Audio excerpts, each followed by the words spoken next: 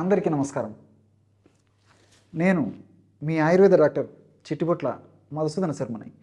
మనం ఈ వీడియోలో గ్యాస్ట్రిక్ ట్రబుల్ సమస్యకి చక్కటి గృహ వైద్యం అనేటువంటి అంశాన్ని గురించి తెలుసుకోబోతున్నాం. గత కొన్ని వీడియోల్లో కూడా గ్యాస్ట్రిక్ ట్రబుల్ సమస్య అంటే ఏంటి, అది ఎందువల్ల కలుగుతుంది, అది వచ్చినప్పుడు మనకు ఎలాంటి లక్షణాలు ఇబ్బంది పెడుతూ ఉంటాయి, ఆ యొక్క గ్యాస్ట్రిక్ ట్రబుల్ సమస్య వచ్చినప్పుడు మీకే మీరు తయారు చేసుకోదగ్గ సులువైనటువంటి క్షేమదాయకమైనటువంటి గృహవైద్య అనుభవ చికిత్సా విధానాలు ఏంటి మొదలు వివరాలు తెలియజేయడం జరిగింది. ఈ వీడియోలో మరొక ఫార్ములాని ఈ గ్యాస్ట్రిక్ ట్రబుల్ సమస్య తగ్గేందుకు మనం తెలుసుకోబోతున్నాం. గ్యాస్ట్రిక్ ట్రబుల్, ఈ గ్యాస్ట్రిక్ ట్రబుల్ సమస్య ఉన్నప్పుడు ఒక్కొక్కరిలో ఒక రకమైన లక్షణాలు కలుగుతుంటాయి. అంటే కొంతమందిలో తేన్పులు రావడము, అందులో పుల్ల తెనుపులు కొంతమందికి వస్తుంటాయి, మామూలు తెనుపులు కొంతమందికి వస్తుంటాయి, వికారంగా ఉంటుంది, నోట్లో నీళ్లు ఊరుతుంటాయి, కొంతమందికి అప్పుడప్పుడు వాంతులు అవుతుంటాయి, కొంతమందికి గొంతు భాగంలో ఎద భాగంలో అంటే చెస్ట్ భాగంలో మంట నొప్పి ఉండేటువంటి పరిస్థితి ఏర్పడుతుంది. అదేవిధంగా వాంతి వచ్చినటువంటి పరిస్థితి ఏర్పడుతుంది, కడుపు నొప్పిగా ఉంటుంది, కడుపు ఉబ్బరంగా ఉంటుంది, అట్లే విరేచనం ఎక్కువసార్లు అయ్యేటువంటి పరిస్థితి ఉంటుంది. కొంతమందికి విరేచనం సరిగ్గా కాదు, అయినటువంటి విరేచనం కూడా గట్టిగా అయ్యేటువంటి పరిస్థితి ఏర్పడుతుంది. విరేచనంలో వాసన ఉండేటువంటి పరిస్థితి ఏర్పడుతూ ఉంటుంది. విరేచనంలో చీము, బంక, జిగురు ఇలాంటి ఉండేటువంటి పరిస్థితి ఏర్పడుతూ ఉంటుంది. అట్లే విధంగా పొట్ట ఉబ్బరంగా ఉండేటువంటి పరిస్థితి ఏర్పడుతుంది. ఆకలి సరిగ్గా వేయదు, కొంతమందికి విపరీతంగా ఆకలేసేటువంటి పరిస్థితి ఏర్పడుతుంటుంది. ఇలా వివిధ రకాలైనటువంటి లక్షణాల సమన్వితమే ఈ యొక్క గ్యాస్ట్రిక్ ట్రబుల్ సమస్య. ఈ సమస్యలో కొంతమందికి కొన్ని రకాలైన లక్షణాలు ఉంటాయన్నమాట. కాబట్టి అందరికీ ఈ లక్షణాలని ఉండాలని లేదు, కొంతమంది కొన్ని రకాలైన లక్షణాలు.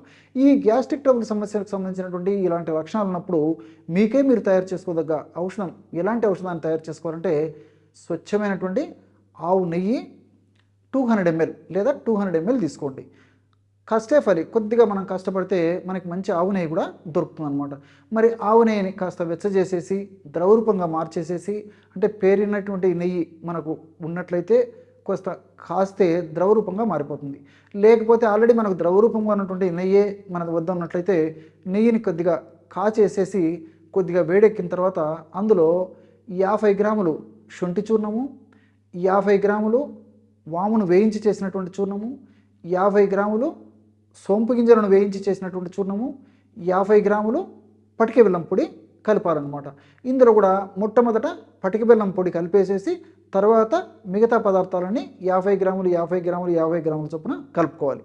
అంటే 200 మిల్లీలీటర్ల ఆవు నెయ్యిలో మొదటగా పటిక బెల్లం పొడి 50 గ్రాములు కలిపేసేసి తర్వాత శొంఠి పొడి, తర్వాత వామును వేయించేసినటువంటి పొడి, తర్వాత సోంపు గింజల పొడి, ఈ పద్ధతిలో కలుపుకుంటే సరిపోతుంది అనమాట. ఈ పదార్థాలని కలిపేసేసి కొద్దిసేపు అలాగే ఉంచడం వల్ల ఔషధం బాగా కలిసిపోయి బ్రహ్మాండమైనటువంటి లేహ్యంలాగా తయారైపోతుంది అనమాట. అంటే హల్వాలాగా తయారైపోతుంది అనమాట. ఈ యొక్క ఔషధాన్ని వాడుకునేటప్పుడు మరి అధికంగా వెయిట్ ఉన్నటువంటి వాళ్ళు కానీ, లేదా మరి ఈ యొక్క షుగర్ ఉన్నటువంటి వాళ్ళు కానీ, లేకపోతే ఈ పంచదార వాడుకున్నటువంటి వాళ్ళు ఎవరైనా ఉంటే వాళ్ళు మినహాయించి మిగతా వాళ్ళందరూ కూడా వాడుకోవచ్చు అనమాట. అందుకే స్వచ్ఛమైనటువంటి ఆవు నెయ్యిని ఔషధంగా కొన్నాళ్ళ పాటు వాడుకోవడం వల్ల ఎలాంటి ఇబ్బంది ఉండదు. కాబట్టి మిగతా వాళ్ళందరూ కూడా చాలా వరకు దీన్ని మనం చెప్పుకున్నటువంటి నిర్దిష్ట ప్రమాణంలో వాడుకోవచ్చు. ఈ యొక్క పదార్థం ఈ విధంగా తయారు చేసుకున్న తర్వాత ఒక గాజు సీసాలో నిల్వ ఉంచుకొని రోజు ఒక్కసారి, ఉదయం ఒక్కసారి, అదేవిధంగా సాయంత్రం అంటే ఉదయం ఆహారానికి ఒక అరగంట ముందు, అదేవిధంగా సాయంత్రం 5 నుంచి 7 గంటల మధ్యలో మరొక్కసారి ఒక టీ స్పూన్ అంటే ఒక 5 గ్రాములు ఈ యొక్క ఔషధాన్ని చప్పరించాలన్నమాట. ఈ యొక్క పద్ధతిలో రోజు ఉదయం ఒక 5 గ్రాముల ఔషధము, అదేవిధంగా సాయంత్రం పూట ఒక 5 గ్రాముల ఔషధం చప్పరించేసి కాస్త కాచిచల్లార్చినటువంటి నీళ్లు తాగితే సరిపోతుంది అనమాట. గోరువెచ్చని నీళ్లు తాగినా సరిపోతుంది. ఈ విధంగా క్రమం తప్పకుండా రోజు 2 సార్లు ఈ యొక్క ఔషధాన్ని ఈ పద్ధతిలో వాడుకోవడం వల్ల గ్యాస్ట్రిక్ ట్రబుల్ సంబంధించినటువంటి సమస్యలు, నేను ఏవైతే ఆ యొక్క లక్షణాలు చెప్పానో ఆ లక్షణాల్లో ఏ లక్షణం ఉన్నప్పటికీ చాలా చక్కగా సమర్థవంతంగా ఈ ఔషధాలు పనిచేసి ఆ యొక్క సమస్యను తగ్గించేందుకు చక్కగా మనకి సహకరిస్తాయి అన్నమాట. మరి ఈ యొక్క ఔషధము ఒక 40 రోజులకు సరిపోతుంది. అంటే రోజు మనం 10 గ్రాముల చొప్పున వాడతాం కాబట్టి 40 రోజులకు 400 గ్రాముల ఔషధం సరిపోతుంది అన్నమాట. మరలా ఔషధాన్ని అవసరాన్ని బట్టి మరలా తయారు చేసుకొని వాడుకుంటే కావాలంటే వాడుకోవచ్చు. ఈ పద్ధతిలో ఈ యొక్క ఔషధాన్ని కొన్నాళ్ళ పాటు వాడేసేసి మరి యొక్క సమస్యలు అంటే ఆ యొక్క లక్షణాలన్నీ బాగా తగ్గిపోయిన తర్వాత ఈ యొక్క ఇదే ఔషధాన్ని వారంలో 2 సార్లు రోజు పరిగడుపున అంటే ఉదయం నిద్ర లేచి మొహం కడిగిన తక్షణమే ఒక టీ స్పూన్ చప్పరించేసేసి ఒక గోరువెచ్చని నీళ్లు తాగుతున్నా సరిపోతుంది. కాబట్టి అవసరాన్ని బట్టి ఈ యొక్క ఔషధాన్ని నేను చెప్పినటువంటి పద్ధతిలో నేను చెప్పిన రోజులు వాడుకుంటే సరిపోతుంది అనమాట. ఆధునికంగా మనం ఆలోచించినప్పటికీ ఆవు నెయ్యిలో బిట్రిక్ యాసిడ్ అనేటువంటి రసాయన పదార్థం ఉందన్నమాట. ఈ బిట్రిక్ యాసిడ్ అనేటువంటి యొక్క రసాయన పదార్థం ప్రేవుల చలనాన్ని ప్రేవుల కదలికలను బాగా పెంచేందుకు ఉపయోగపడుతుంది. అంతేకాకుండా మన ప్రేవులో ఉన్నటువంటి మంచి బ్యాక్టీరియా పెరిగేందుకు కూడా ఈ బిట్రిక్ యాసిడ్ అనేటువంటి పదార్థం ఉపయోగపడుతుంది. అట్లే ఈ వామును గురించి మనం ఆలోచించినట్లయితే వాములో ఈ థైమాలు అదేవిధంగా కార్వకాలు ఇలాంటి అనేక రకాలైన రసాయన పదార్థాలు ఫ్లేవనాయిడ్స్ ఇలాంటి రసాయన పదార్థాలు ఉన్నాయన్నమాట. ఈ థైమాల్ అనేటువంటి రసాయన పదార్థం యొక్క గుణం ఏంటంటే మన కడుపులో అంటే పొట్ట భాగంలో యాసిడ్ సిక్రేషన్ని కరెక్ట్గా చేస్తుందన్నమాట. ఎక్కువ యాసిడ్ ఉత్పత్తి కాకుండా అదేవిధంగా యాసిడ్ మరీ తక్కువగా యాసిడ్ ఉత్పత్తి కాకుండా ఈ యొక్క థైమాల్ అనే రసాయన పదార్థం పనిచేస్తుంది అనమాట. కాబట్టి మన దేహానికి ఎంత అవసరమో ఏ టైంలో ఏ పద్ధతిలో మన దేహానికి ఎంత అవసరమో ఆ పద్ధతిలోనే అది ఆ యొక్క యాసిడ్ ఉత్పత్తికి ఉపయోగపడుతుంది అనమాట ఈ యొక్క థైమాల్.